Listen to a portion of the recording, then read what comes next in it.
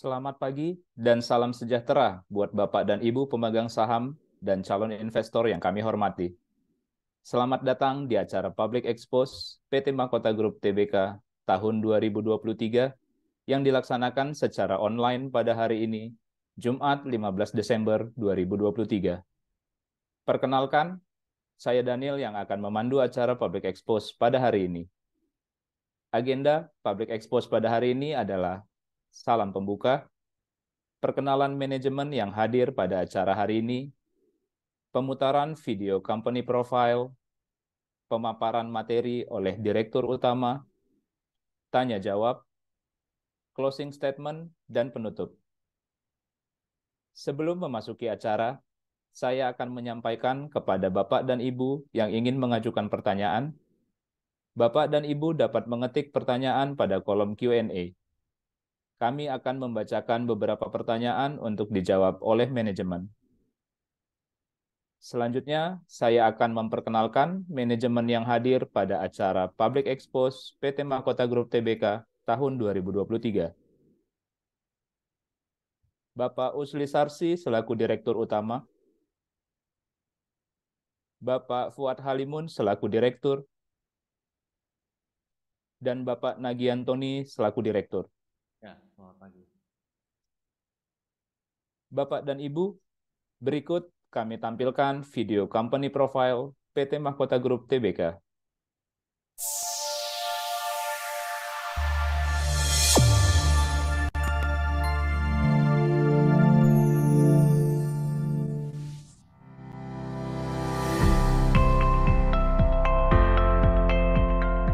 Indonesia dikenal sebagai salah satu negara penghasil kelapa sawit terbesar di dunia, yakni Pulau Sumatera dan Kalimantan. Dua pulau ini didukung iklim tropis sehingga mendukung budidaya kelapa sawit. Kelapa sawit merupakan salah satu komoditas perkebunan yang memiliki peran strategis dalam pembangunan ekonomi Indonesia. Sebagai penghasil kelapa sawit terbesar di dunia, industri kelapa sawit telah menyediakan lapangan pekerjaan baik secara langsung maupun tidak langsung. Komitmen inilah yang dibangun PT Mahkota Group Tbk yang memiliki sejumlah pabrik pengolahan kelapa sawit berlokasi di Sumatera Utara, Riau, dan Sumatera Selatan. Menjadi salah satu perusahaan terbaik dunia yang mengutamakan kesejahteraan stakeholder dan ramah lingkungan yang memproduksi minyak sawit secara berkelanjutan, serta didukung sumber daya manusia yang kompeten, teknologi, dan sistem informasi yang handal, serta struktur keuangan yang kuat. Diawali pembangunan pabrik pengolahan kelapa sawit pertama pada tahun 2002 di Provinsi Riau, pabrik kelapa sawit yang dikelola PT Mahkota Group Tbk terus berkembang pesat. Hingga akhirnya beberapa pabrik lainnya turut dibangun di Provinsi Sumatera Utara, Riau, dan Sumatera Selatan hingga kurun waktu 2019. Berdiri 7 Januari 2011, PT Mahkota Group Tbk saat ini mempunyai jumlah karyawan kurang lebih 1.000 karyawan. Saat ini wilayah operasional dari anak perusahaan PT Mahkota Group Tbk meliputi 2 pabrik kelapa sawit dengan kerjasama asosiasi di Sumatera Utara, 4 pabrik kelapa sawit di Provinsi Riau, dan 1 pabrik kelapa sawit di Sumatera Selatan, serta bulking station di Dumai.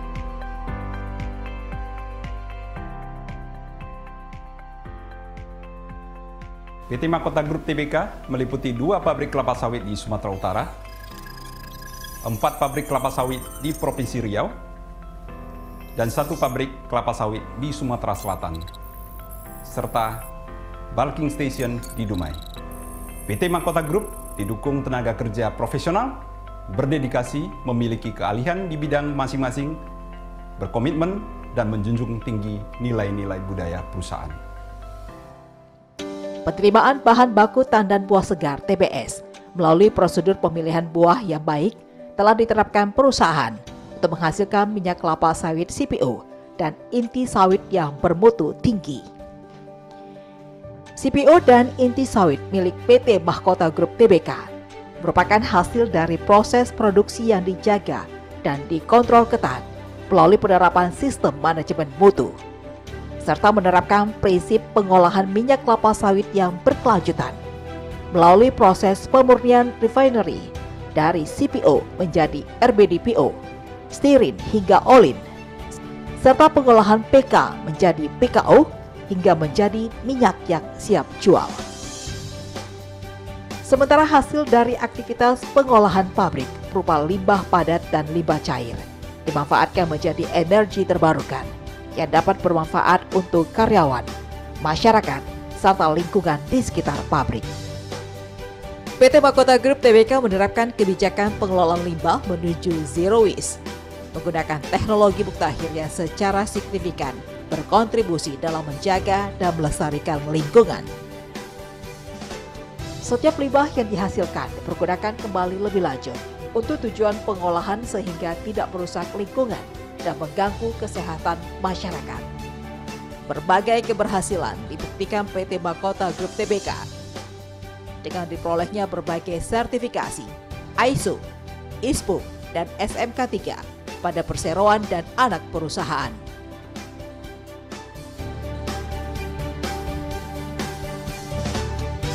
PT Mahkota Group berkomitmen untuk mencapai standar tertinggi dalam kualitas dan integritas.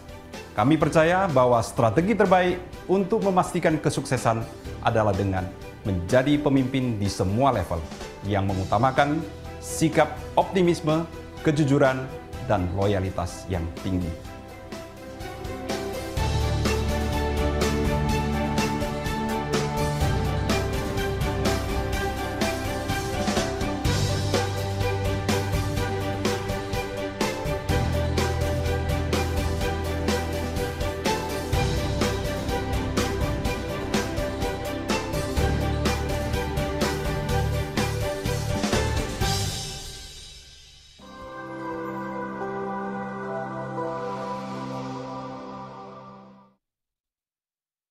Demikian video company profile PT Mahkota Group Tbk.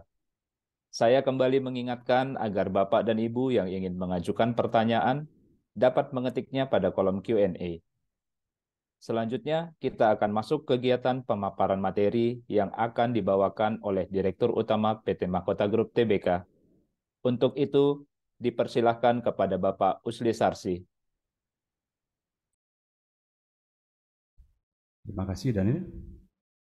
Selamat pagi, salam sejahtera bagi kita semua, pada seluruh pemegang saham dan calon investor dari PT Mahkota Group Tbk.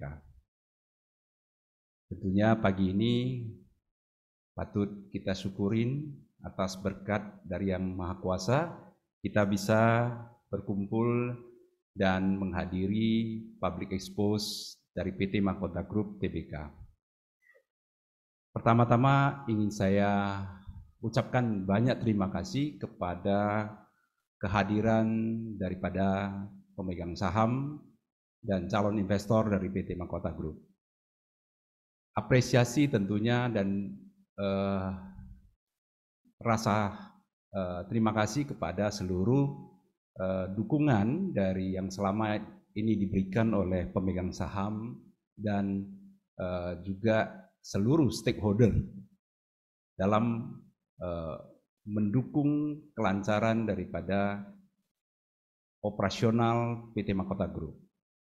Mungkin di dalam sesi ini ada banyak calon investor yang bergabung, mungkin juga ada yang baru mengenal.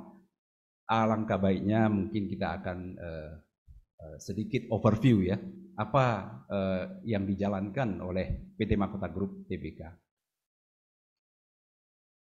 Slide berikutnya, ya. Kita bergerak di bidang industri pengolahan kelapa sawit yang terintegrasi dari hulu sampai ke hilir. Kita memiliki saat ini pabrik kelapa sawit berjumlah 6 unit, pabrik refinery 1 unit, pabrik kernel crushing plant 1 unit di Riau, bulking station di Dumai, dan perkebunan di Sumatera Selatan. Next. Di sini slide-nya kita tidak bacakan satu persatu ya. Namun ingin saya sampaikan bahwa di tahun 2023 ini kita produksi CPO kita 201.000 ton. Dibandingkan dengan year to year 2022, kita ada kenaikan ya, ada kenaikan dari 181.000 ton. Jadi sekitar 13% kenaikan daripada produksi kita. Kemudian bulking station yang di Dumai kita memiliki ada 26 tangki dengan kapasitas 75.000 ton. Semuanya hampir 100% terisi karena pada saat DMO diberlakukan dan banyak kekurangan tangki timbun baik di Dumai dan Sumatera Utara terutama, rata-rata di pelabuhan banyak permintaan untuk tangki timbun ya, sehingga permintaan demand-nya sangat tinggi, sedangkan ketersediaan tangki timbun sangat terbatas. Di situ kita memiliki kinerja yang cukup baik daripada tangki timbun kita ini. Kemudian kita juga mungkin ingin kita sampaikan di public expose ini, investasi kita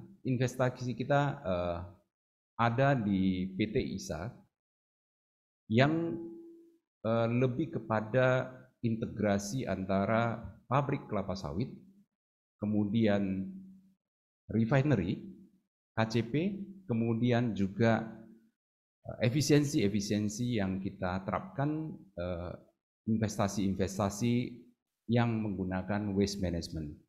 Jadi waste management itu ada biogas yang bisa menghemat pemakaian solar, kemudian juga penggunaan cangkang kita bisa hemat dari energi terbarukan. Jadi selain biogas yang kita dapatkan untuk pengganti bahan bakar, juga efisiensi yang bisa kita dapatkan nilai tambah, yaitu dari sampah limbah sawit itu kita bisa gunakan untuk produksi pabrik kompos. Jadi composting juga akan nanti kita produksi sebanyak 150 ton per hari. Jadi biogas untuk pupuk organik akan kita produksi, juga pabrik solvent yang kapasitas 72 ton per hari, itu ada semacam ekstraksi untuk ampas daripada kernel. Jadi di situ akan kita bisa mendapatkan losses yang lebih baik, yang lebih kecil. Minyaknya yang tadinya terbuang di ampas dapat kita ambil kembali, sehingga efisiensinya minyak yang kita dapatkan dalam crushing plant itu bisa lebih maksimal. Kemudian kita di refinery ada pengembangan ya, satu line lagi. Sekarang ini sudah terpasang 1.800 ton per hari. Kemudian kita pengembangan, mudah-mudahan di dalam akhir Maret nanti sudah dapat commissioning ya, line kedua. Jadi kalau 1.800 sekarang, dua line berarti 3.600 ton per hari bisa kita produksi di PT ISA, di lokasinya ada di Riau. Kemudian dari hasil ekstraksi olin yang kita dapatkan, ada stearin yang sebanyak lebih kurang 25%, itu juga bisa kita produksi ke yang lebih hilir, menjadi hard stearin ya, untuk penggunaan seperti lilin, banyak produk-produk ya yang menggunakan hard stearin. Itu juga memberikan value added kepada perusahaan. Jadi satu sisi kita bisa menghemat cost dengan tidak memakai bahan bakar fosil, kemudian kita juga bisa menggantikan selain ramah lingkungan, kita bisa efisiensi kita lebih baik. Jadi integrate daripada industri daripada sawit kita ini yang menjadi ciri khas daripada Mahkota Group.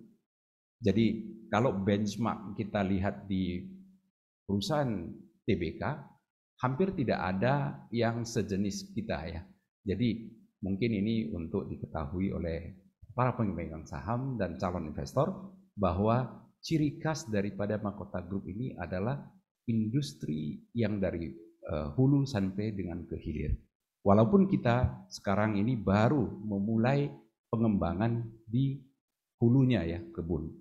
Tapi kita masih berfokus kepada dari pabrik kelapa sawit sampai dengan industri-industri hilir yang memberikan nilai tambah sampai dengan tangki timbun yang kita siapkan untuk menjadi produk akhir dan nantinya akan kita kembangkan kepada peti kemas. Sehingga ekspor kita baik yang padatan atau cairan semua lengkap di pelabuhan yang kita bangun. Mungkin itu sekilas kepada para calon investor yang baru, juga informasi kepada pemegang saham. Next.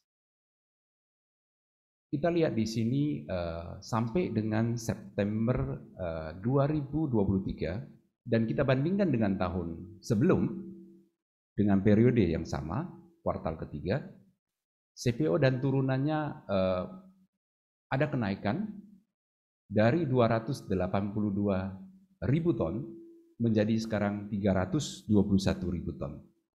Jadi ada kenaikan yang lumayan, juga kernel dan turunannya. Untuk diketahui bahwa memang di dalam tahun 2022-2023 kita memiliki tantangan yang cukup berat dengan kebijakan pemerintah yang sangat tiba-tiba ya. Ada larangan, ada kelangkaan, dimulainya dengan ada kelangkaan minyak goreng, kemudian diberlakukannya satu harga 14.000 per liter untuk mengamankan pangan minyak goreng, kemudian dilanjutkan dengan DMO dan juga stop ekspor secara total. Di sini memang kendala-kendala 2 tahun ini cukup sangat challenge buat perusahaan. Namun kita di jajaran BOD, Board of Director, ini berusaha bagaimana kita memaksimalkan penjualan di dalam domestik. Ya. Kita menghadapi satu hal larangan ekspor secara tiba-tiba. Kemudian kita ada pelayanan yang tidak bisa kita stop kepada supplier CPO kepada refinery kita di Dumai pada saat itu. Sehingga di tahun 2022 di pertengahan kita tetap membeli karena memang infrastrukturnya sudah kita siapkan ya, baik refinery-nya maupun di tangki timbun yang kita ada. Itu semua kita berusaha untuk melancarkan karena efek kalau kita stop juga pembelian CPO dan kernel itu akan berdampak kepada pabrik kelapa sawit kolega kita ya, rekanan kita yang selama ini mensuplai kepada PT ISA. Ini yang kita menjadi tantangan. Satu sisi kita mau melayanin supplier-supplier agar kelancaran. Kalau kita stop, pabrik kelapa sawit mereka juga akan stop, sehingga petani juga nanti sulit menjual TBS-nya, tandan buah segarnya kepada perusahaan yang pabrik kelapa sawit yang berdekatan rekanan kita. Jadi pada saat itu kita mengambil dari direksi mengambil keputusan untuk tetap menjalankan refinery kita, walaupun dengan stok yang terus bertambah karena tidak bisa ekspor. Pada saat itu kita membeli cukup tinggi ya, harganya pada saat itu di pasaran dunia juga tinggi dan kita membelinya lebih kurang seharga Rp15.000 per liter. Jadi bayangkan kalau 15.000 kita beli dengan angka 35.000 ton dikali dengan kerugian kita pada saat menjual, Jadi menjualnya itu kan bukan sekaligus ya, menjualnya bertahap, kita ada beli ada jual. Ketika keran ekspor dibuka, kita menjualnya beberapa bulan itu muncullah negatif kinerja karena kita menjualnya pada angka 11.000. Jadi ada minus 4.000 yang harus ditanggung oleh perusahaan. Jadi bagi informasi kepada pemegang saham dan calon investor bahwa Mahkota Group sebenarnya terkena kondisi yang sangat dilema pada saat 2022 dan 2023 ini berlanjut sampai bulan Juli. Ketika kos tinggi yang sudah kita jual selesai, ya, yang 15.000 yang tadinya kita udah beli dengan harga tinggi itu sudah selesai, keadaannya sudah stabil ya. Dari Agustus, September, Oktober sudah stabil, tidak mengalami kerugian yang seperti bulan-bulan sebelumnya. Jadi dengan saat ini CPO yang lagi murah, sekarang ini kita malah kembali membeli dengan kapasitas yang lebih tinggi.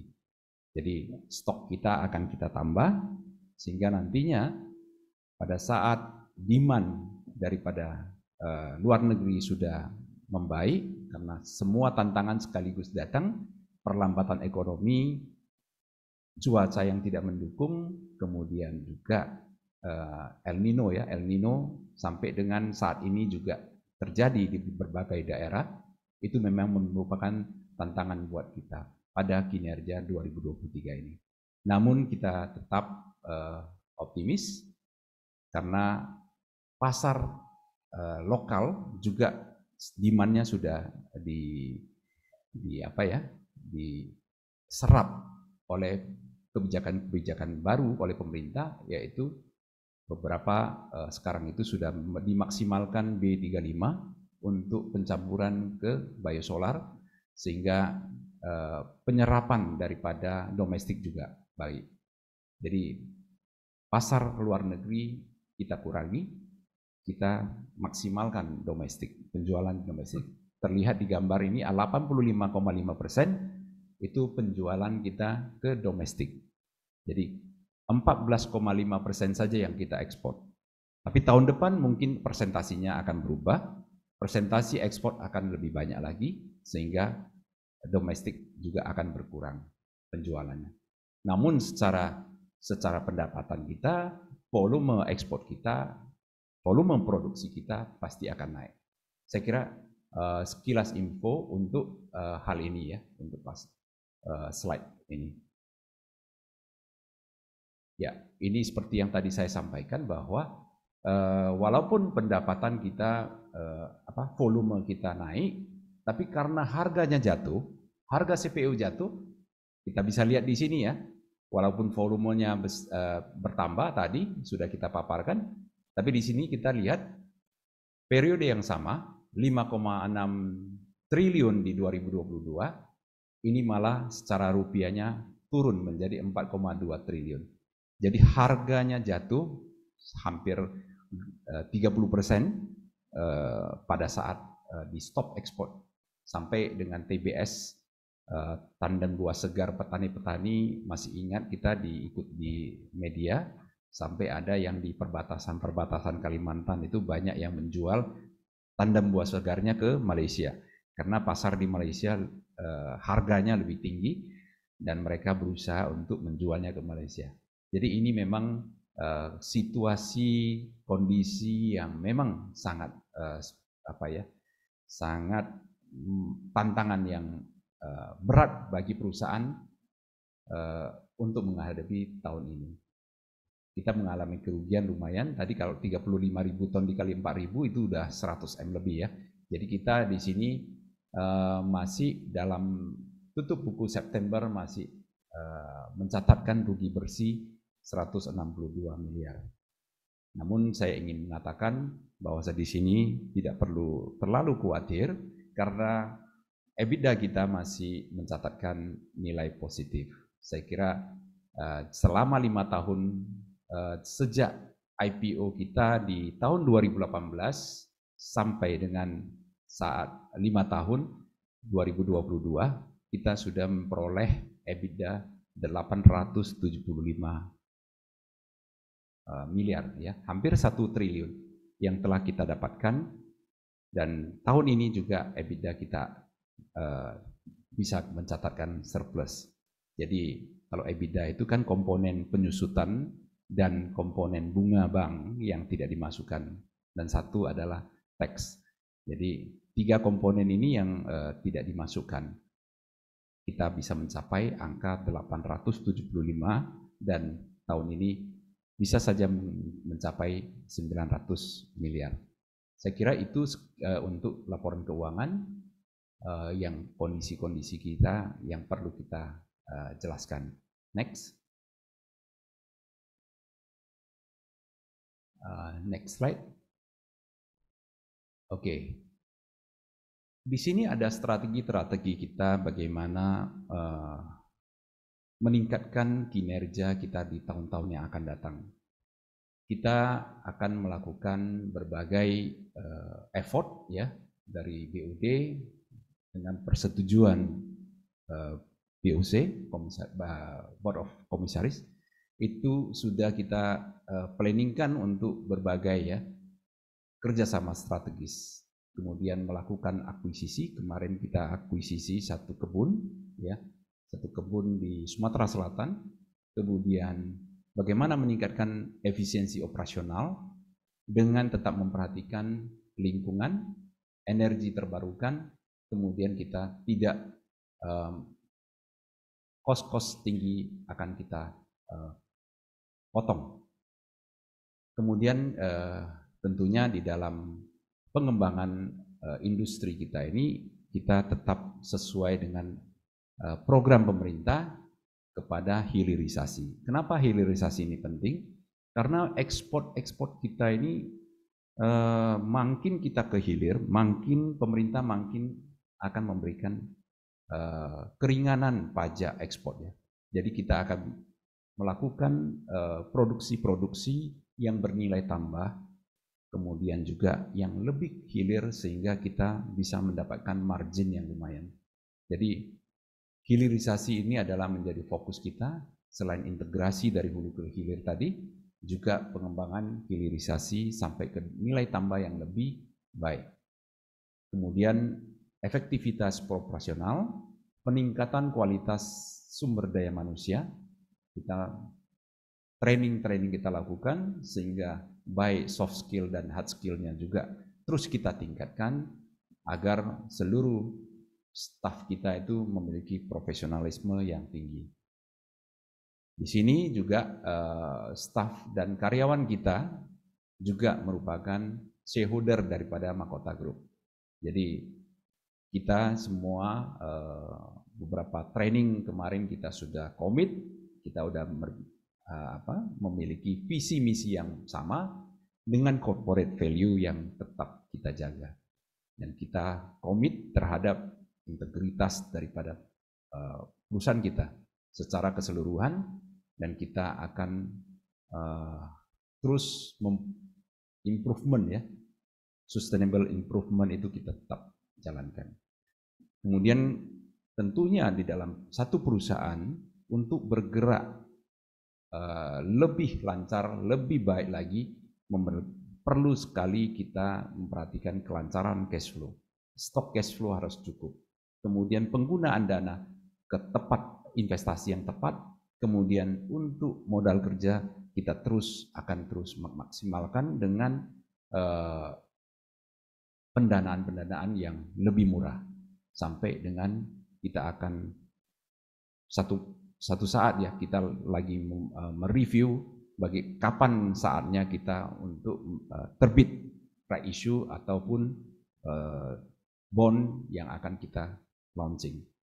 Tapi kita memperhatikan keadaan-keadaan yang lebih baik. Kemudian kita akan memaksimalkan barang investasi yang telah kita ada. Kita memiliki banyak sekali lahan-lahan yang bisa kita kelola. Ada di pelabuhan, ada di beberapa tempat kita sudah cadangkan bagaimana strategi kita ke depan untuk pengembangan dari perusahaan. Next. Ya, target-target di 2023 sebenarnya kita masih berfokus kepada refinery yang tadi kita sebutkan ya. Maret kita jalankan commissioning refinery line kedua, kemudian juga akan terus sampai dengan kepada industri yang energi terbarukan, kemudian composting dan yang lainnya. Akan kita usahakan dalam waktu yang secepat mungkin kita bisa selesaikan. Prospek daripada industri sawit sebenarnya sangat-sangat masih menjanjikan sekali ya, karena selain demand yang cukup besar, penggunaannya kebetulan sawit kita minyak nabati yang paling efisien, menggunakan lahan yang sedikit. Dengan lahan yang sama, kita bisa memproduksi bahkan dibandingkan dengan minyak kedelai dan bunga matahari hampir 10 kali lipat. Jadi dengan 1 hektar kita bisa menghasilkan 4 ton CPO. Tapi kalau yang bunga matahari mau menghasilkan hal yang sama, mungkin memerlukan luas lahan yang 10 kali lipat daripada sawit. Jadi sawit ini juga sebenarnya kompetitor yang sangat challenge buat negara-negara 4 musim ya, seperti Uni Eropa dan yang lainnya. Kita ketahui bahwa saat ini juga di belakangan ini Eropa juga ada memunculkan undang-undang deforestasi yang mendiskreditkan industri sawit di dalam negeri. Jadi ini memang kita produsen terbesar di dunia, namun berbagai tantangan juga kita harus hadapi. Tapi ketahuilah bahwa prospek sawit ini masih menjanjikan. Karena pemerintah juga mengetahui bahwa selain penggunaannya bukan hanya untuk pangan ya, tapi juga untuk pengganti daripada bahan bakar. Jadi biodiesel akan dikembangkan B35, kemudian juga akan dinaikkan menjadi B40 dan seterusnya. Selain itu kita juga consumer good, penggunaan sabun, penggunaan margarin, semua yang kita pakai sehari-hari seperti sampo dan yang lainnya, itu juga sebenarnya menggunakan daripada bahan baku daripada sawit. Jadi penggunaannya cukup luas, 3 sektor sekaligus masuk, ya, consumer good, energi dan juga pangan. Jadi jarang ada yang bisa, kalau bunga matahari minyaknya apakah bisa digunakan energi menjadi energi, bisa, tapi akan sangat mahal sekali dan volumenya tidak sebanyak minyak sawit. Jadi ke depan kita melihat CPO masih demand-nya pasti akan bergerak naik, walaupun sekarang banyak tantangan ya, perlambatan ekonomi, kemudian ada perang antara Rusia dan Ukraina, kemudian Palestina terakhir, itu semua mengakibatkan lesunya ekonomi dunia dan tentunya mengganggu dari sektor demand. Kita sebagai supplier juga sekarang ini menghadapi hal yang tantangan juga di dalam negeri, bahwa dengan harga CPO yang kurang baik, turun sebanyak tadi yang 30% tadi, mengakibatkan banyak sekali di dalam 1-2 tahun ini petani masyarakat, karena rekanan pemasok buah ke kita ini rata-rata petani sawit, itu tidak memberikan pupuk dengan layak ya, karena harga jual dari tandan buah segar itu angkanya kecil, kemudian membeli pupuk sudah satu angka yang sangat tinggi karena kenaikan harga pupuk. Makanya kita solusinya sebenarnya adalah pupuk organik yang kita produksi sebentar lagi di tahun 2024 ini. Mungkin itu saja yang mungkin sekilas pandangan-pandangan daripada kita mengenai industri sawit kita. Dan di sini kita ingin meyakinkan kepada para pemegang saham dan seluruh stakeholder, calon investor, bahwa saatnya inilah kita tetap menambah lagi saham-saham yang kita beli. Saya ingin mengatakan begitu, kenapa? Karena industri sawit ke depan pasti akan sangat baik. Sektor yang sangat menjanjikan buat kesejahteraan bagi kita semua. Mungkin next slide. Ya, oke. Saya kira itu saja yang mungkin pemaparan yang ingin kita sampaikan, bahwa industri sawit kita ini walaupun banyak tantangan, namun juga satu sisi juga ada kesempatan-kesempatan untuk jarang ya kita bisa membeli di harga 600-an. Kita udah lama tidak di angka 600-an, kita rata-rata di 700-an sampai 800-an per lembar saham MGRO. Tapi kali ini karena kinerjanya kurang baik, kemudian juga tantangannya cukup berat, semua saham jatuh, kita di angka 600-an rupiah per lembar saham, dan kita minta supaya jangan sanksi untuk tetap investasi dan bahkan untuk bisa menambah, karena saatnya beli murah saham itu pada saat sekarang, tapi setelah ini pasti akan bergerak naik ya, kalau semua ekonomi dan keadaan-keadaan yang sudah membaik. Kita sektor yang kalau kita lihat sekarang ini kan ada merebak lagi COVID ya. Itu sektor-sektor lain itu memang sama ya tantangannya. Kita doakan supaya jangan terjadi COVID. Namun kalau itu pun terjadi, sektor kita masih punya daya tahan yang kuat terhadap hal ini. Saya kira itu saja yang mungkin ingin kita sampaikan kepada seluruh pemegang saham dan calon investor. Mudah-mudahan informasi ini bisa dapat didapatkan lebih jelas, lebih clear. Ya, banyak yang mengatakan Mahkota Group bagaimana dengan kinerja. Kita katakan bahwa memang tahun ini memang agak berat, namun kedepannya saya bisa yakinkan keadaan akan jauh lebih baik. Saya kira itu saja yang ingin saya sampaikan. Mungkin saya kembalikan kepada moderator. Pak Daniel. Demikian pemaparan terkait kinerja perusahaan dari Direktur Utama PT Mahkota Group Tbk, Bapak Usli Sarsi. Selanjutnya, kita akan masuk ke sesi tanya jawab. Terdapat beberapa pertanyaan di kolom chat. Saya akan membacakan 3 pertanyaan untuk dijawab oleh manajemen.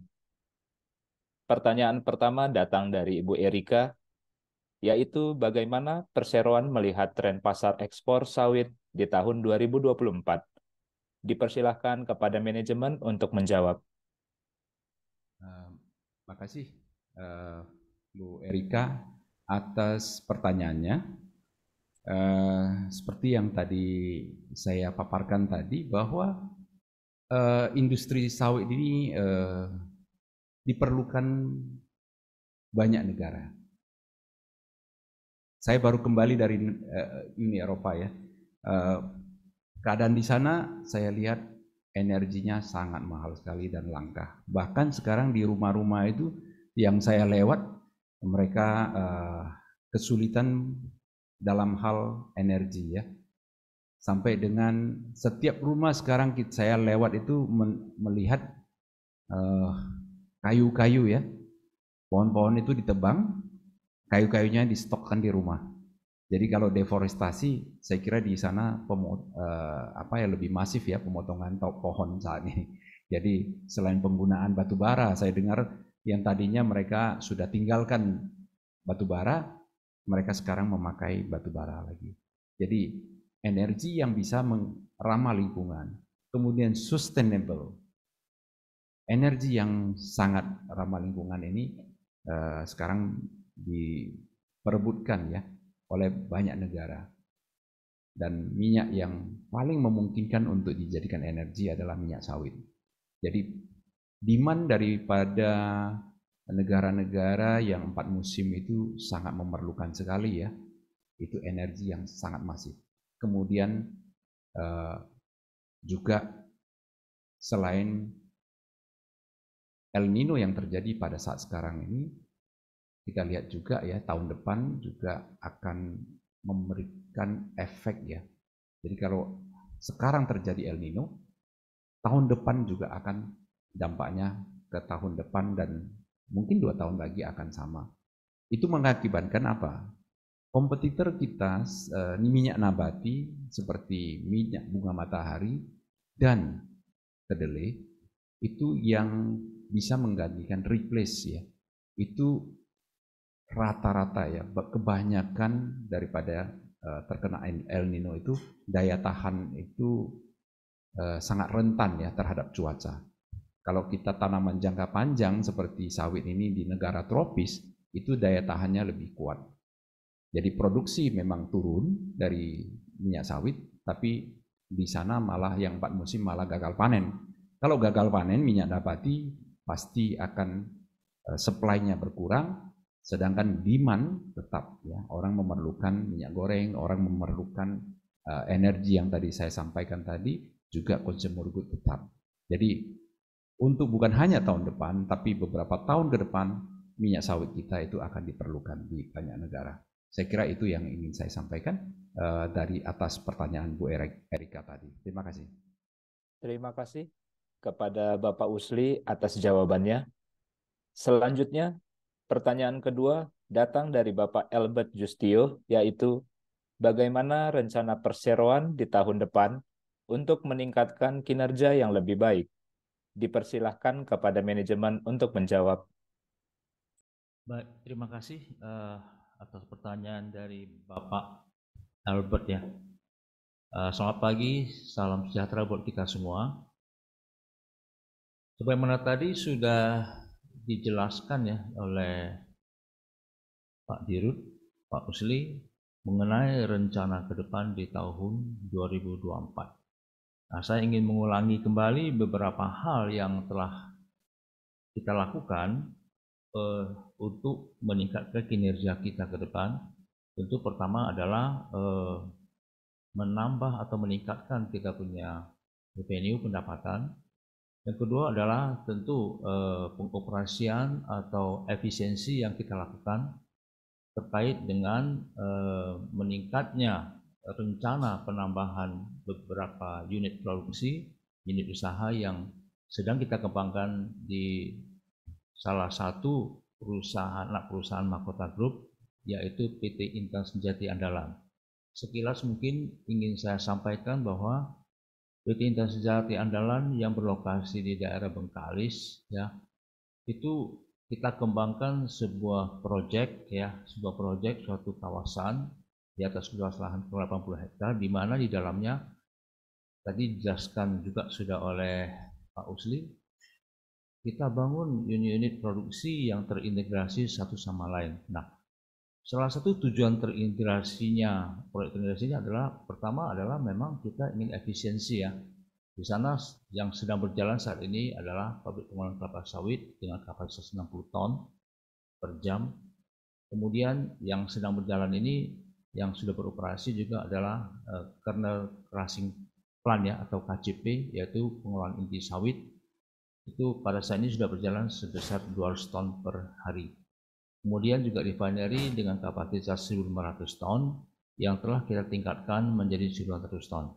Nah, pada saat ini sedang dalam tahap pembangunan dan tadi sudah dijelaskan bahwa kita akan selesai di bulan Maret ya, awal April kita sudah pasti sudah commissioning, yaitu kapasitas satu lain lagi yaitu refinery dengan kapasitas 1.800 ton per hari ya. Kemudian juga kita juga sedang dibangun adalah biogas plant ya. Biogas plant ini adalah tujuannya adalah di mana kita ingin menggunakan gas metan dari kolam limbah yang selama ini kita terbuang.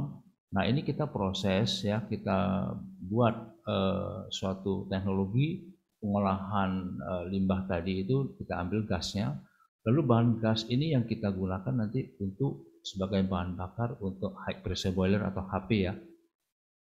Karena kita tahu bahwa satu hari, 1 bulan itu penggunaan untuk bahan bakar solar kita dalam mengoperasikan satu unit refinery itu kurang lebih ya 1 sampai 1,5 miliar dengan menggunakan solar. Nah, dengan kita menggunakan biogas yang nanti akan selesai juga pada tahun depan dan dioperasikan, maka kita ada penghematan per bulannya sebesar 1 sampai 1,5 ya. Apabila kita beroperasi maksimal, maka kurang lebih 1,5 miliar per bulan bisa kita hemat, dan 1 tahun kita bisa mendapatkan satu penghematan atau keuntungan lah, kita bilang 20 miliar ya.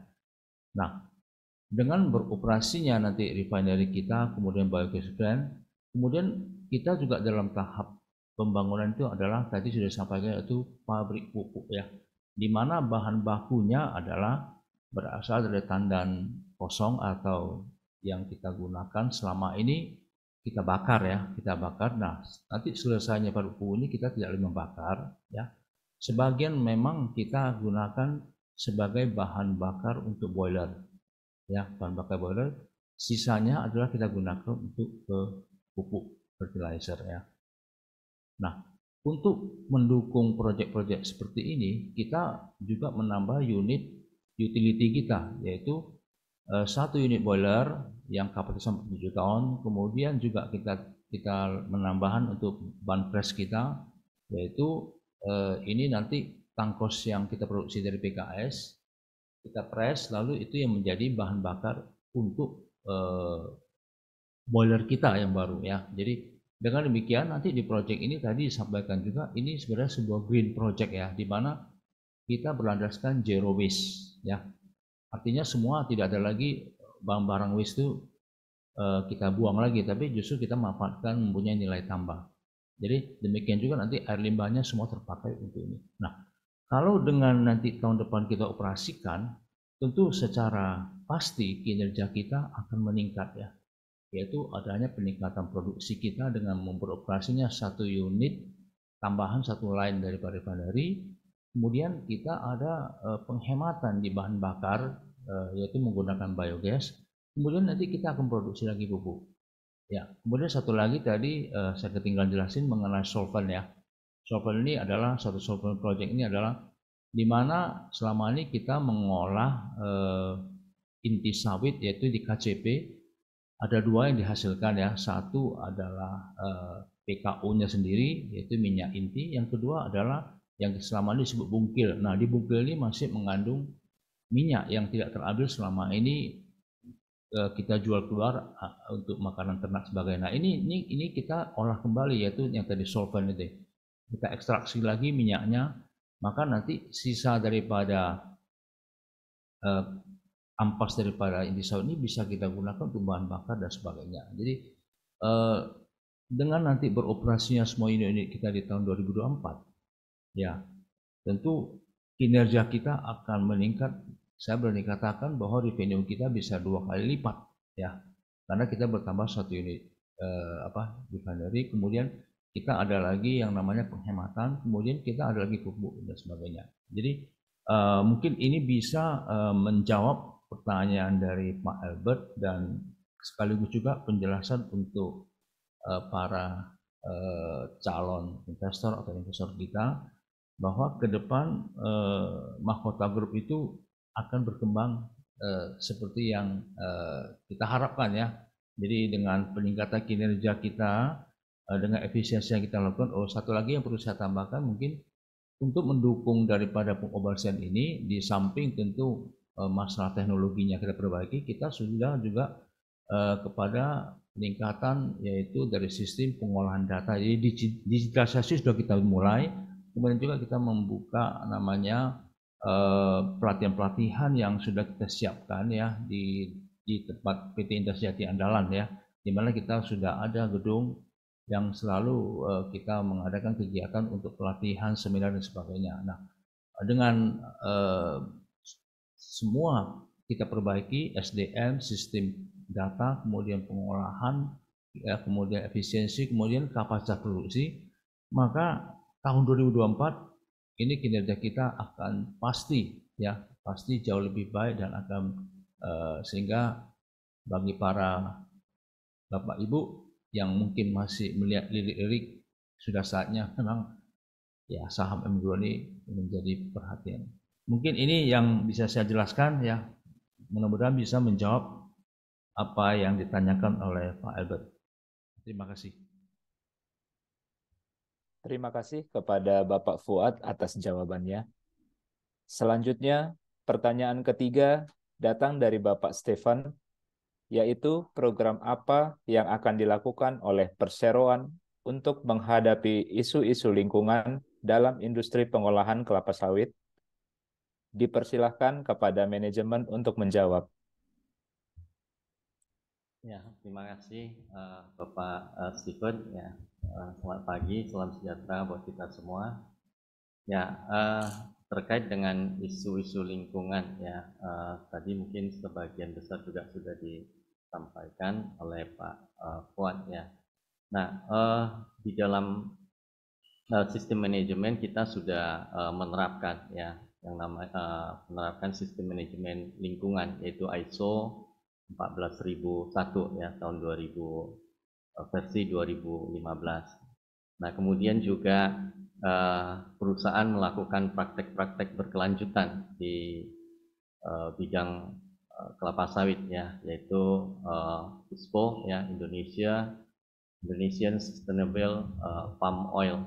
Nah, ini untuk penerapan sistem manajemen lingkungan ya ISO 14000 itu 14001 kita sudah menerapkan di semua perusahaan ya, anak-anak perusahaan kita, dan sebagian besar juga sudah mendapatkan sertifikasi ISPO yang merupakan mandatory bagi perusahaan-perusahaan yang bergerak di bidang kelapa sawit. Nah, kemudian untuk isu-isu lingkungan tentunya ya kita melakukan metode 3R ya, reduce, reuse dan recycle. Nah, di mana kita memanfaatkan ya hasil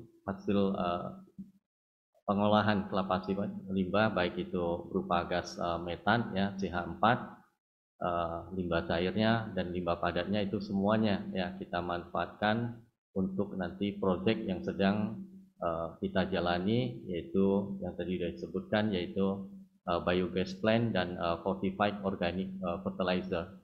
Dan itu ketiga hasil ya limbah dari pengolahan kelapa sawit, gas, limbah cair dan limbah padat, itu semuanya akan digunakan untuk kedua proyek tersebut yang nantinya di akhir 2024 akan selesai ya. Saat ini sudah berjalan ya sebagian besar, dan kita proyeksikan akan selesai di akhir Desember 2024. Nah, inilah yang kedua proyek ini ya yang nanti tentunya akan memberikan ya penghematan di dalam biaya produksi yang terkait tadi yang sudah disampaikan, yaitu terkait bahan bakar. Nah, kemudian juga hasil-hasil produksi ya dari limbah menjadi fortified organic fertilizer ya, itu tentunya nanti akan menambah ya revenue dari perusahaan. Nah, kemudian juga selain kedua proyek tersebut ya, kita juga selalu mendukung program-program Go Green ya. Sebagian besar alat-alat listrik kita, lampu jalan yang ada di pabrik-pabrik kita juga sudah kita ganti ya dari listrik menjadi lampu bertenaga surya. Demikian ya, itu untuk mengatasi ya, dan sebagian sudah kita lakukan. Demikian penjelasannya untuk Pak Stephen. Terima kasih, saya kembalikan ke moderator. Terima kasih kepada Bapak Nagiantoni atas jawabannya. Kami mengucapkan terima kasih atas seluruh pertanyaan yang diberikan. Karena keterbatasan waktu, kami akan menjawab pertanyaan yang belum bisa dijawab pada forum ini melalui jawaban tertulis di risalah public expose yang akan dipublikasikan. Bapak dan Ibu pemegang saham dan calon investor yang kami hormati, kita sudah masuk sesi akhir acara. Untuk itu dipersilahkan kepada Bapak Usli Sarsi untuk memberikan closing statement. Ya, di akhir sesi public expose kita pada pagi hari ini, Saya ingin banyak mengucapkan terima kasih tentunya ya kepada seluruh stakeholder yang terus setia mendukung dan memberikan dukungan baik moral apapun material, telah memberikan satu dukungan yang kuat kepada manajemen untuk bisa melaksanakan operasional pabrik semua pabrik dan juga tentunya secara perusahaan secara keseluruhan. Kita harapkan dukungannya semua dan yakinlah bahwa Mahkota Group akan bisa satu masa nanti akan bisa mencapai visi misi yang telah ditetapkan. Saya kira itu saja yang di penghujung acara ini.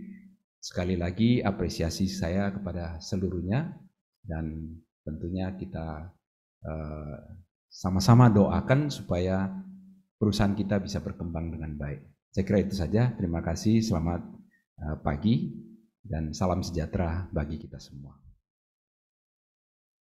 Demikian acara Public Expose tahun 2023 PT Mahkota Group Tbk. Terima kasih atas kehadiran Bapak dan Ibu. Saya mewakili panitia memohon maaf atas kata dan perilaku yang kurang berkenan selama pelaksanaan acara ini. Akhir kata, semoga kita semua tetap sehat, sehingga dapat bertemu kembali di kesempatan berbahagia lainnya. Terima kasih.